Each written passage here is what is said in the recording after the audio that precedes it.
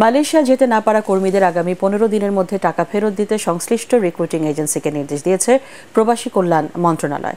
বাইরা প্রতিনিধিদের সঙ্গে বৈঠক শেষে একথা জানান প্রবাসী কল্যাণ প্রতিমন্ত্রী শফিকুর রহমান চৌধুরী। ক্ষতিগ্রস্তদের টাকা ফেরত না দিলে রিক্রুটিং এজেন্সির বিরুদ্ধে ব্যবস্থা নেওয়া হবে বলেও জানান তিনি। তরিক ইসলামের রিপোর্ট।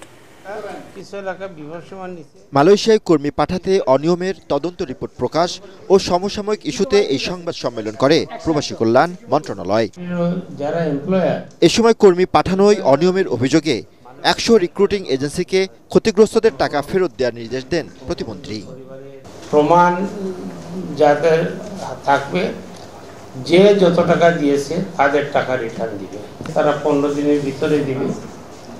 আমরা বলেছি যে ডেডলাইন 15 তারিখ।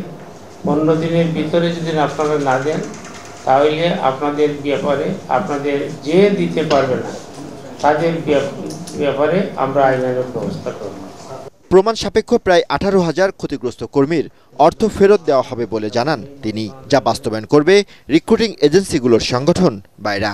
বিএমইটির হিসাব মতো যেটা লগি 17,777 যাইতে পারে, এটা 2 বছরের। অনেকেই আছে বিএমইটির পারমিশন হিসেবে অসুস্থ হয়ে গেছে, যাইতে পারে না।